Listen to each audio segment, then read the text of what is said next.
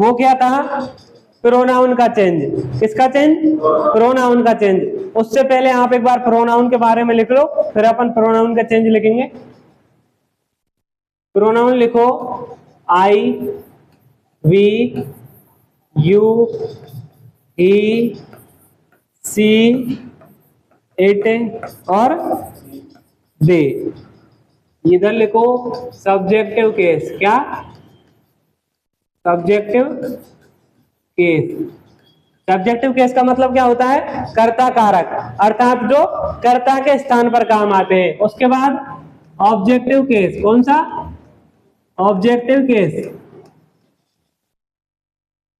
अर्थात जो कर्म के स्थान पर काम आते हैं। कर्म कारक। क्या? कर्म कारक। तो आई का कर्म कारक क्या है?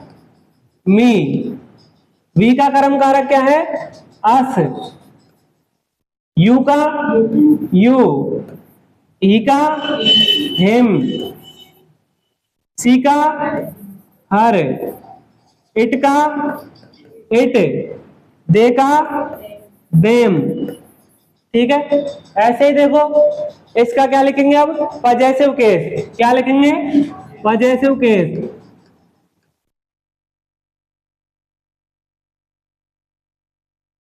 पजेसिव केस का मतलब क्या होता है? संबंध कारक। ठीक है, क्या होता है? संबंध कारक। आई का संबंध कारक क्या है? आई का पजेसिव केस है माई। वी का आवर। ठीक है, यू का योर। ही का हिज। सी का हर। इट का इट्स और दे का देयर। लिख लो।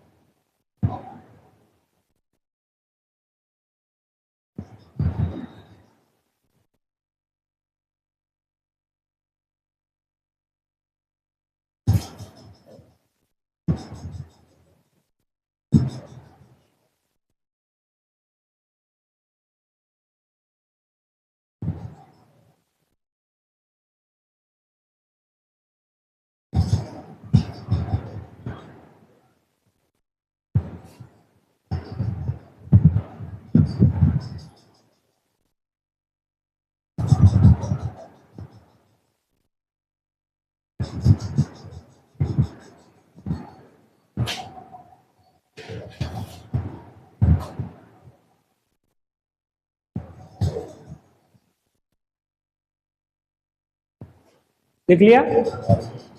अब देखो अपन क्या देखेंगे सब अब इसमें? प्रोनाउन का चेंज। तो लिखो,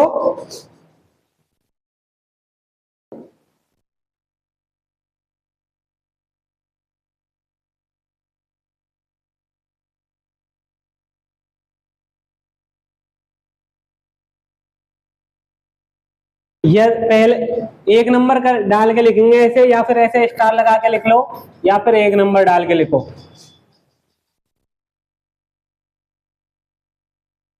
यदि इन्वर्टेड कॉमा के अंदर, इन्वर्टेड कॉमा के अंदर, इन्वर्टेड कॉमा के अंदर फर्स्ट पर्सन का प्रोनाउन दिया हुआ हो। फर्स्ट पर्सन के प्रोनाउन कौन कौन से हैं? आई और वी। यदि इन्वर्टेड कॉमा के अंदर फर्स्ट पर्सन का प्रोनाउन दिया हुआ हो तो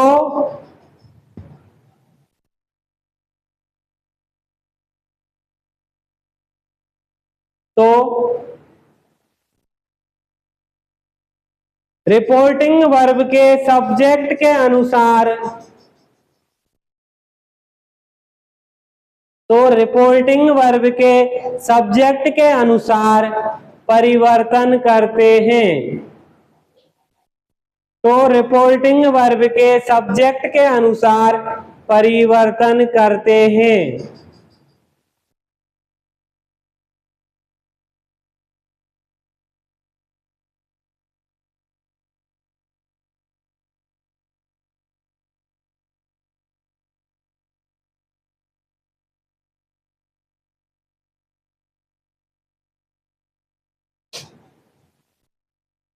लिख लिया?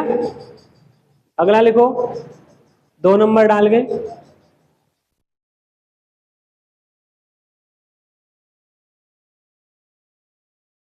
यदि इन्वर्टेड कॉमा के अंदर,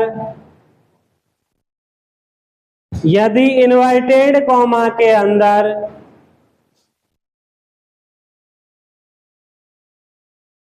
यदि इन्वर्टेड कॉमा के अंदर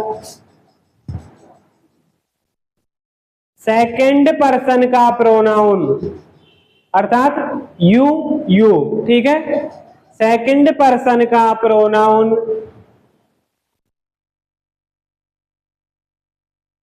सेकंड पर्सन का प्रोनाउन दिया हुआ हो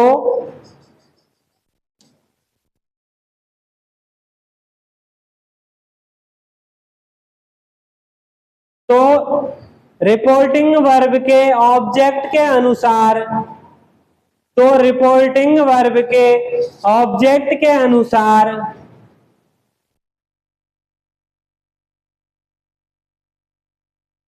ऑब्जेक्ट के अनुसार परिवर्तन करते हैं।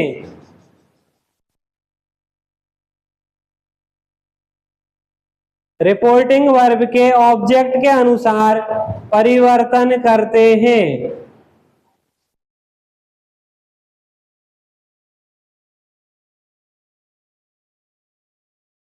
आगे लिखो एक अगले पॉइंट में, थर्ड पर्सन के प्रोनाउन, थर्ड पर्सन के प्रोनाउन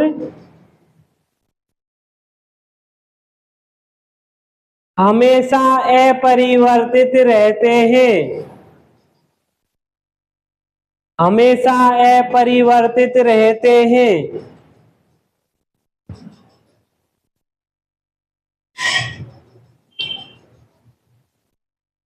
लिख लिया? अब मैंने आपको बताया था अगर आपको ऐसे याद नहीं रहता, इतनी लेंथ नहीं पढ़ने में आए तो ये लिख लेना आप, तो SON बटे 1 2 3। यदि अपना प्रोनाउन कौन से पर्सन का हो तो उसमें चेंज किसके अनुसार होगा? According to subject. यदि अपना प्रोनाउन सेकंड पर्सन का हो तो उसमें चेंज अकॉर्डिंग टू ऑब्जेक्ट, ठीक है। और यदि हमारा प्रोनाउन कौन से पर्सन का हो? थर्ड पर्सन का, तो नो चेंज।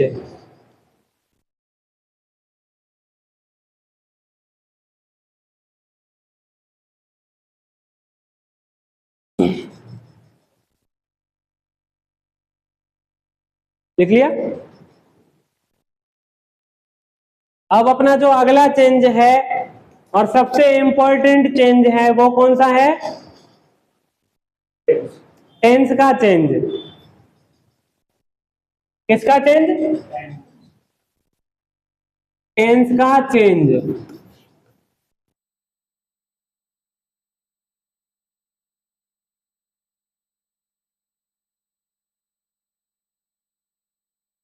अब एक चीज देखो, जिस किसी से भी टेंस नहीं आते हैं डरने की जरूरत नहीं है।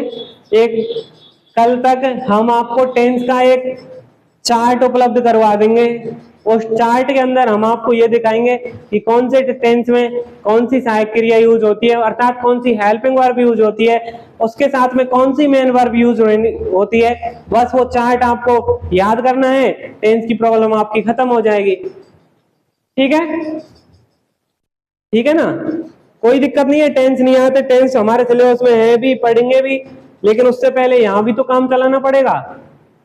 तो अपन टेंस का एक छोटा चार्ट बनाएंगे, उसको याद करेंगे, आसानी से अपना काम चल जाएगा। लिखवा तो मैं वैसे यहां भी रहा हूं, और आप उसे जनरली जैसे एक तरीके से स्टिक नोट्स बनाते हैं ना, अपन बनाते हैं ना याददाश्ती के लिए, छोटे नोट्स आते हैं, उसके रूप में उसे रखेंगे, उसे याददाश्त करेंगे, उसे हमेशा जब भी अगर अपने को 2 मिनट का टाइम मिला उस पर रट्टा मारा, अपना काम हुआ। ठीक है, अब देखो एक और, यदि अपना सेंटेंस, ठीक है, पहला टेंस कौन सा है अपना, प्रेजेंट सिंपल। एक चीज और ध्यान रखना, जो भी टेंस होगा वो कौन से टेंस, इन्वर्टेड कॉमा के अंदर वाला है ना, कौन सा, इन्वर्टेड कॉमा के अंदर का टेंस, ये परिवर्तन होगा। ठीक है, बता तो मैंने वहां पर भी दिया था, पर यहां लिख लेना आप। यदि अपना टेंस प्रेजेंट इंडेफिनिट हो, कौन सा हो, प्रेजेंट इंडेफिनिट। अब प्रेजेंट इंडेफिनिट की क्या खासियत है, क्या विशेषताएं, ये देखो, प्रेजेंट इंडेफिनिट के सकारात्मक वाक्यों में किसका प्रयोग नहीं होता है, हेल्पिंग वर्ब का प्रयोग नहीं होता है। तो हेल्पिंग वर्ब का प्रयोग ना होकर के किसका प्रयोग होता है, डायरेक्ट मेन वर्ब का। तो देखो, मेन वर्ब की फर्स्ट फॉर्म में ऐसी आई एस या वर्ब की फर्स्ट फॉर्म ये प्रयोग में होती है। अब देखेंगे कि फर्स्ट फॉर्म में ऐसी आई एस कब लगेगा, और या फिर ओनली मेन वर्ब की फर्स्ट फॉर्म कब आएगी, यदि अपना सब्जेक्ट अर्थात हमारा कर्ता है वो क्या हो, सिंगुलर अर्थात एक वचन हो, तो मेन वर्ब की फर्स्ट फॉर्म में एस का प्रयोग करते हैं। और यदि हमारा सब्जेक्ट कैसा हो, प्लूरल हो, प्लूरल का मतलब बहुवचन हो, तो मेन वर्ब की फर्स्ट फॉर्म का ही प्रयोग किया जाता है। लेकिन देखो, जब आगे चलेंगे, इंटेरोगेटिव नेगेटिव अर्थात नकारात्मक या फिर प्रश्नवाचक, और इंटेरोगेटिव नेगेटिव हो अर्थात प्रश्नवाचक नकारात्मक हो, तो अपन को किसकी जरूरत पड़ेगी, हेल्पिंग वर्ब की। क्योंकि कोई भी टेंस हो उसका नेगेटिव इंटेरोगेटिव इंटेरोगेटिव नेगेटिव बिना किसके नहीं बनता है, हेल्पिंग वर्ब के। तो अपनी प्रेजेंट की हेल्पिंग वर्ब क्या है, प्रेजेंट इंडेफिनिट की डू और डज।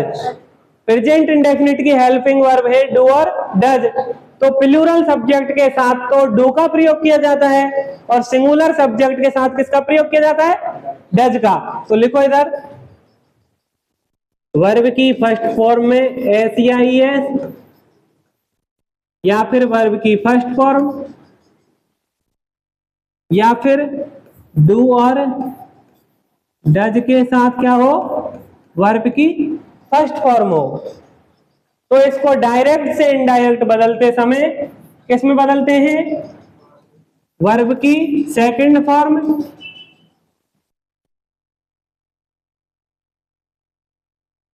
या फिर डिड प्लस वर्ब की फर्स्ट फॉर्म।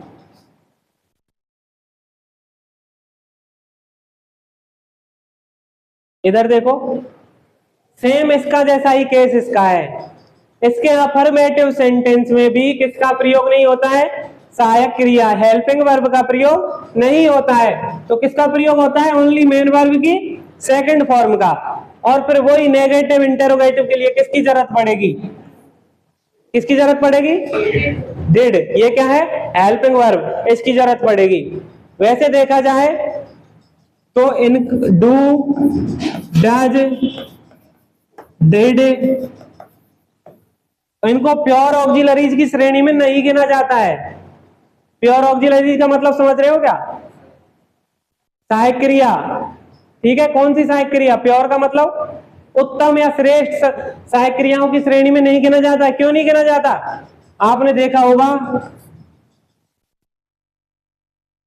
ये कहीं कहीं आपको इसके रूप में भी मिली है क्या,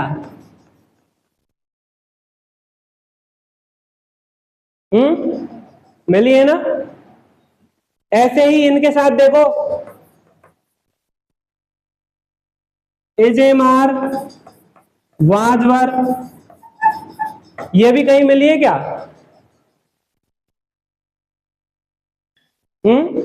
इंटरोगेटिव नेगेटिव में नहीं, ये कहीं मेन वर्ब के यूज रूप में यूज लिए है क्या, ये कभी कभी यूज ली जाती है मेन वर्ब के रूप में, वो मैं आपको आगे बताऊंगा। इसलिए ये प्योर ऑक्सिलरीज नहीं माना गया इनको। ठीक है, तो इनको प्योर ऑक्सिलरीज नहीं माना गया है, तो इनको क्या बोला गया है फिर? मेन ऑक्सिलरीज या प्योर ऑक्सिलरीज ना बोल के सेकेंडरी ऑक्सिलरीज बोला जाता है। इनसे काम चलाया जाता है, इनकी जरूरत इसलिए नहीं पड़ती।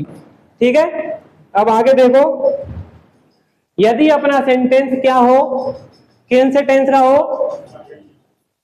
Is, am, are plus verb की फर्स्ट फॉर्म में। ये कौन सा टेंस हुआ अपना? Present continuous. कौन सा? Present continuous. तो डायरेक्ट से इनडायरेक्ट बदलते समय इसको किसमें कन्वर्ट कर देंगे? वाज वर्ब प्लस वर्ब की फर्स्ट फॉर्म में आईएनजी।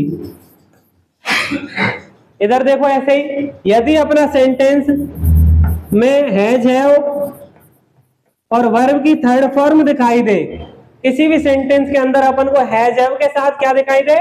वर्ब की थर्ड फॉर्म, तो इसको किस में कन्वर्ट करेंगे? हैड प्लस वर्ब की थर्ड फॉर्म में। ये कौन सा टेंस है? Present perfect. किसमें जाएगा? पास्ट परफेक्ट में। अगर हमको ये नहीं पता प्रेजेंट, तो ऐसे देखना, हैज हैव और वर्ब की थर्ड फॉर्म दिखाई दे तो इसको किस में कन्वर्ट कर देंगे? हैड प्लस वर्ब की थर्ड फॉर्म में। आगे देखो, यदि अपने को सेम बाद में अगर ऐसा ही वर्ब की सेकंड फॉर्म या फिर डिड प्लस वर्ब की फर्स्ट फॉर्म दिखाई दे, तो इसको किस में कन्वर्ट कर देंगे? हैड प्लस वर्ब की थर्ड फॉर्म में। और यदि हमको ये दिखाई दे, ठीक है, वाज वर्ब प्लस वर्ब की फर्स्ट फॉर्म में आईएनजी, तो इसको किस में कन्वर्ट करेंगे? हैड बीन प्लस वर्ब की फर्स्ट फॉर्म में आईएनजी।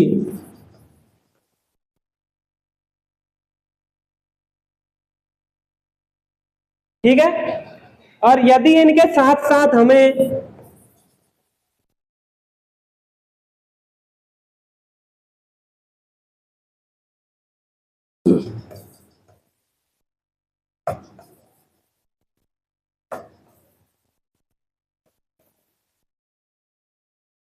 शैल, विल, कैन में, ठीक है, ये क्या है? मॉडल ऑक्सिलरीज है। क्या है? मॉडल ऑक्सिलरीज है। ये दिखाई दे, ये कौन सी फॉर्म में फिलहाल अपनी में? प्रेजेंट फॉर्म में है, तो इनको किस में कन्वर्ट करेंगे? शैल को शुड में, विल को वुड में, और कैन को मे को माइट में। आपने एक चीज नोटिस की होगी, प्रेजेंट भी आ गया, पास्ट भी आ गया। फ्यूचर टेंस का डायरेक्ट से इनडायरेक्ट, अर्थात फ्यूचर टेंस का डायरेक्ट से इनडायरेक्ट क्यों नहीं बना? इसलिए नहीं बना क्योंकि फ्यूचर टेंस में क्या देखने को मिलते हैं अपने? शैल और विल, है ना, और वर्ब की फर्स्ट फॉर्म। तो ये शैल और विल मॉडल ऑक्सिलरीज में आके शुड और वुड में इस रूप में यूज हो जाएंगे। इसलिए क्या नहीं बना अपना? फ्यूचर टेंस का क्या डायरेक्ट से इनडायरेक्ट नहीं बनता है। ठीक है, नोट कर लो। क्या? Present perfect continuous. Present perfect continuous की सहायक क्रियाएं क्या है? हैज बीन और हैव बीन। ठीक है, यदि हम इसका क्या बनाए, बनता है इसका, पर जनरली इसको देखने में नहीं मिलता। क्यों नहीं मिलता? क्योंकि इसकी संरचना कैसी है? जटिल है। हैज को तो अपन हेड में बदल देंगे, बीन को किस में बदलेंगे? बनता है, छोटी कक्षाओं में बनवाते भी हैं, पर जब जैसे आगे जाएंगे बड़ी कंपटीशन एग्जाम्स में इनका खेला खत्म हो जाता है। ठीक है, नोट कर लो।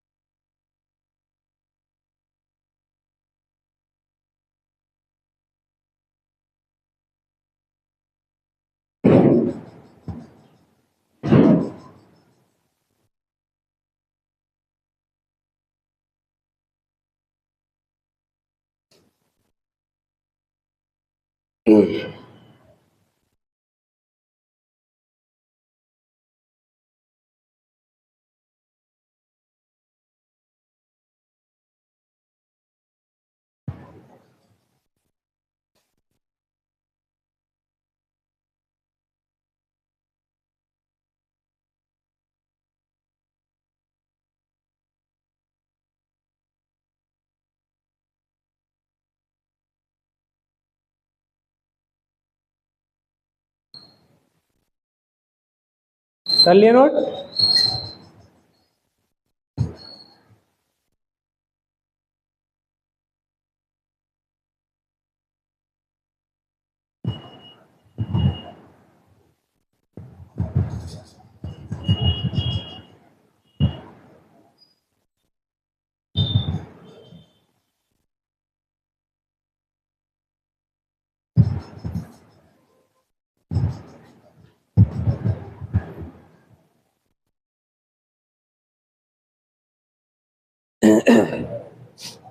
इधर देखो, नोट लगा लेना आपकी नोटों में, ऐसे नोट लगा के लिखना है। अब पहले इधर समझ लो, यदि हमें रिपोर्टिंग वर्ब के अंदर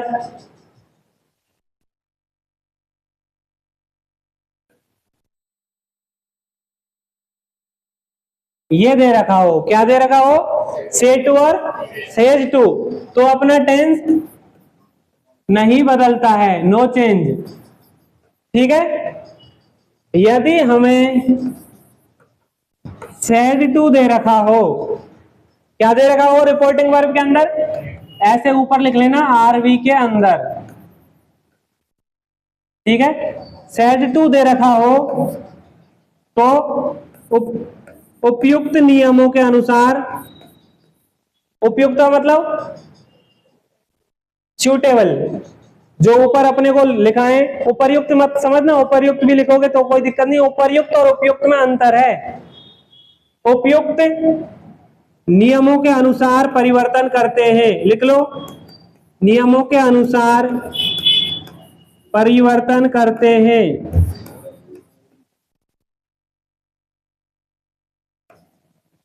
परिवर्तन करते हैं, नियम ऊपर लिखाई दिया, अभी कैसे परिवर्तन होगा।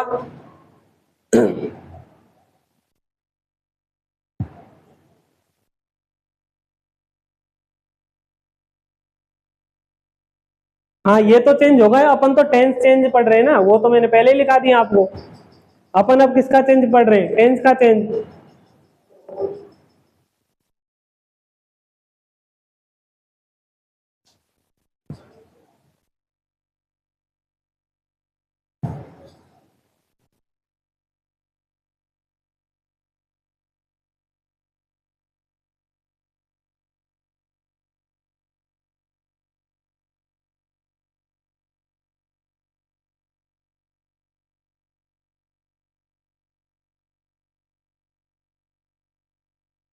टेंस में परिवर्तन,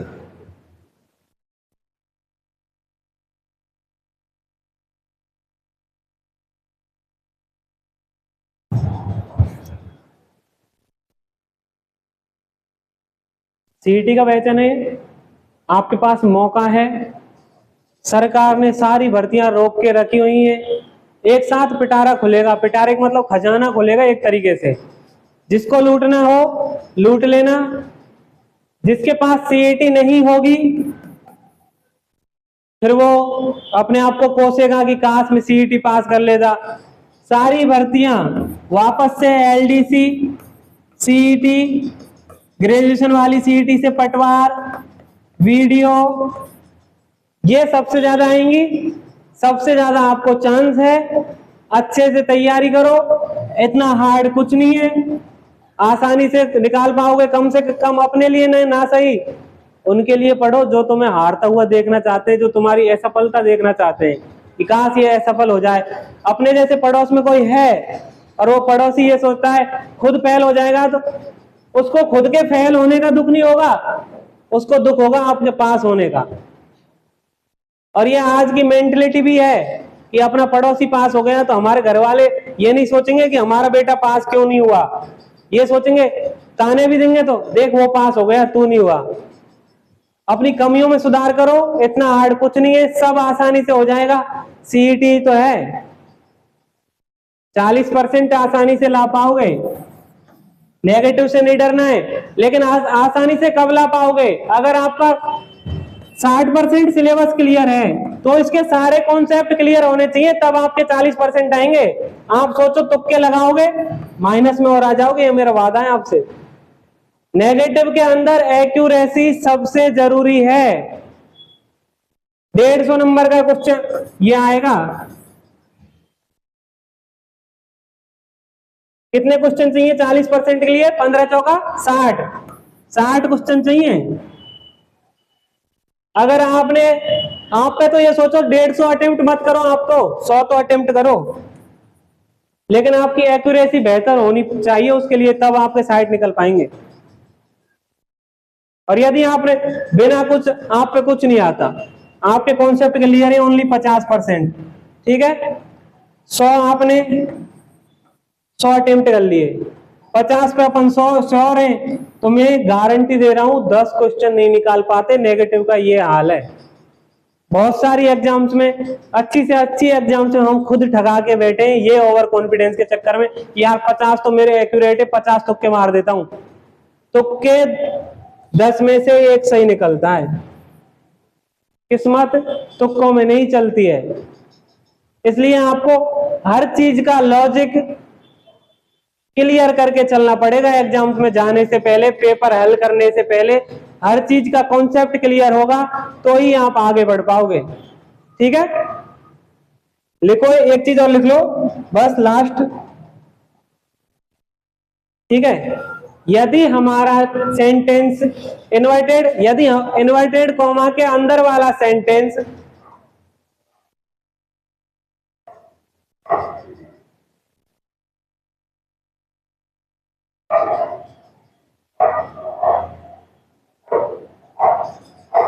अंदर वाला sentence universal truth, universal truth अर्थात सार्वभौमिक सत्य, सार्वभौमिक सत्य,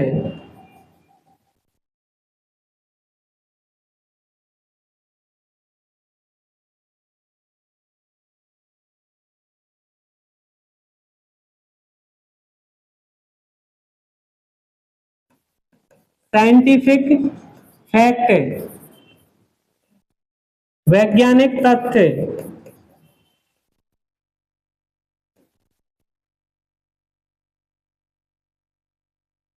वैज्ञानिक तथ्य, वैज्ञानिक तथ्य हो तो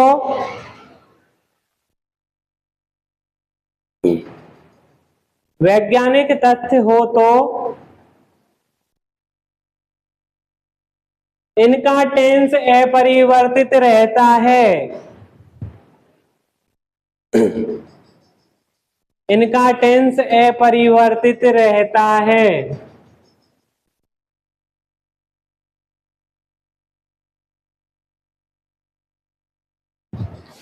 ये अपना कौन सा चेंज कंप्लीट हो चुका है? टेंस का चेंज। धन्यवाद, बाकी अपन कल पढ़ेंगे। ठीक है।